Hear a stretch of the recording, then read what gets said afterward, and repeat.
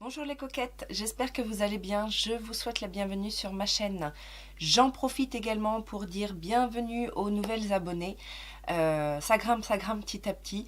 N'hésitez pas à partager si vous aimez ma chaîne parce que je vous annonce encore une fois que normalement il y a un concours pour les 2000 abonnés.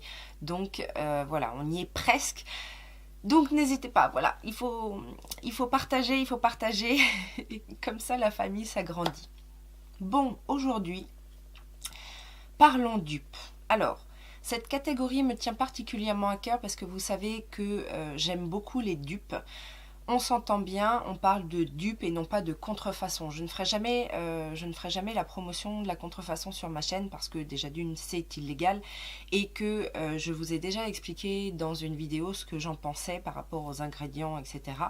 Je vous mettrai bien évidemment la vidéo Parlons dupes où je vous explique tout ça et du coup j'ai décidé de créer une playlist. Donc pareil, je vous la mettrai en information de manière à aller voir un petit peu les palettes que j'ai déjà un peu testées en tant que dupe. Aujourd'hui, j'ai découvert une petite pépite.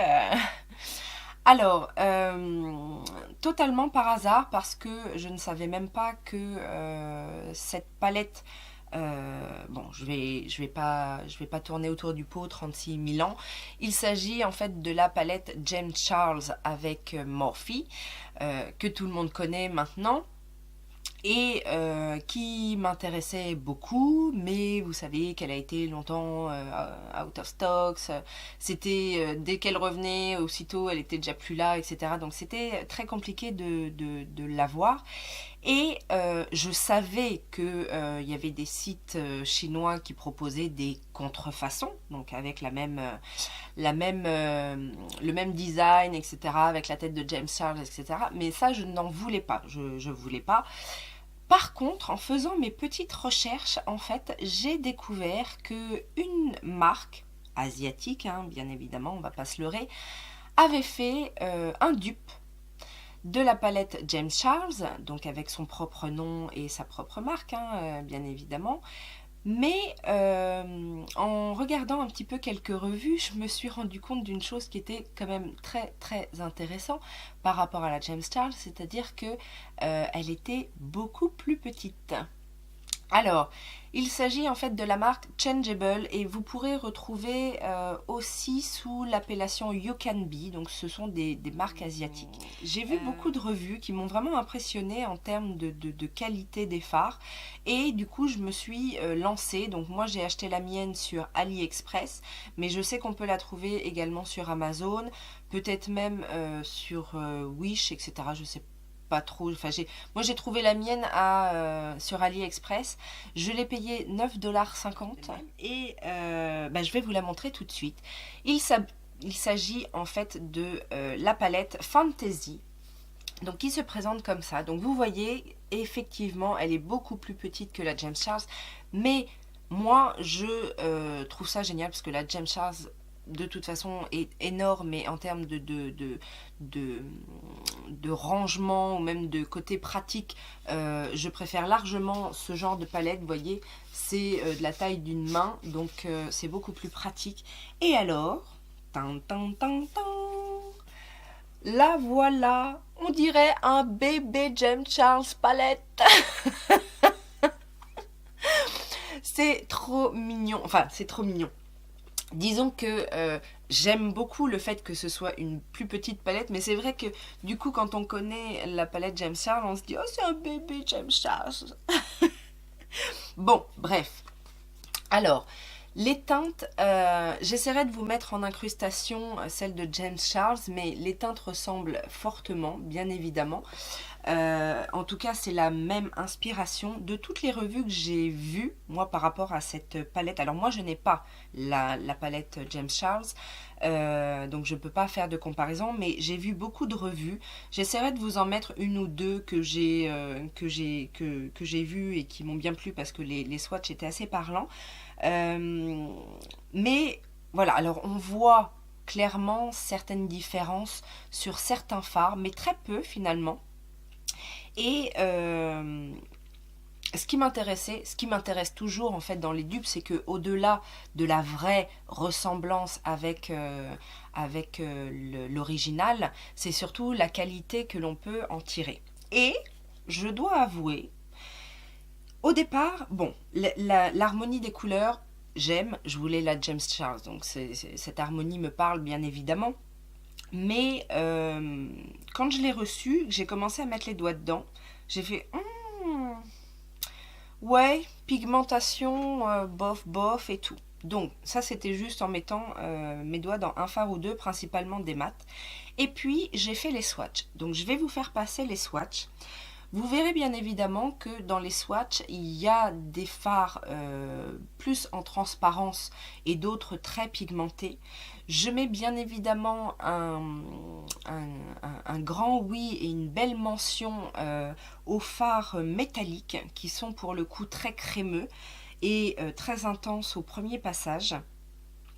Et alors les mats, il y en a des très bien, il y en a des moins bien. Ils sont un peu poudreux certes, mais on arrive à avoir quand même de belles couleurs au niveau des swatchs.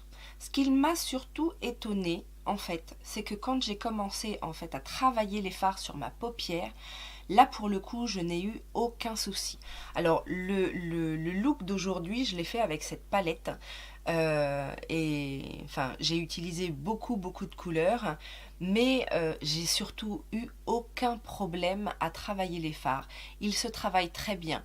Ils ont peut-être pas effectivement la pigmentation intense comme la palette James Charles, puisque je pense que là pour le coup nous n'avons pas des pigments purs comme il peut y avoir des pigments pressés dans la palette Morphe.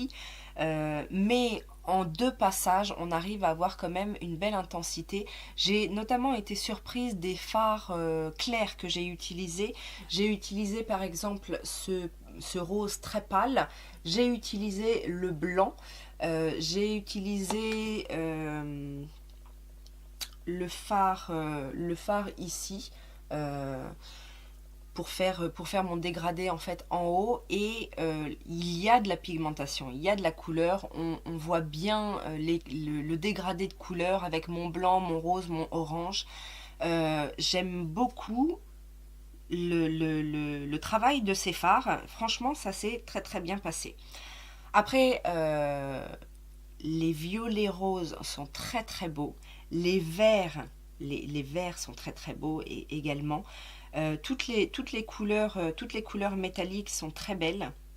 Et après, au niveau des mats, certes c'est poudreux, mais voilà, en swatch comme ça sur le bras, ça donnait pas grand chose, ça paraissait très poudreux, parfois même un peu patchy, mais en fait, travailler au pinceau, ça se travaille super bien. Donc, je me suis dit, il faut absolument que je leur en parle, bien évidemment, parce que si vous êtes du genre à aimer ces dupes, je pense que celle-ci vaut le coup. 9,50 $, on va dire, allez, 8 euros. Surtout qu'en plus, vous pouvez trouver des marchands sur AliExpress qui font les frais de port gratuits. Donc, alors par contre, ça a été très long. J'avais commandé pas mal de choses sur AliExpress en fait, et c'est le produit qui a mis le plus de temps à arriver. Je crois que ça a mis 3 semaines, 1 mois. J'ai même eu peur que je la recevrais jamais, mais elle a fini par arriver. Et franchement, j'en étais ravie quand elle est arrivée bien emballée. Il y avait pas mal de papier bulle, etc. Aucun fard de cassé. Donc, je suis ravie. Dites-moi si vous la connaissez.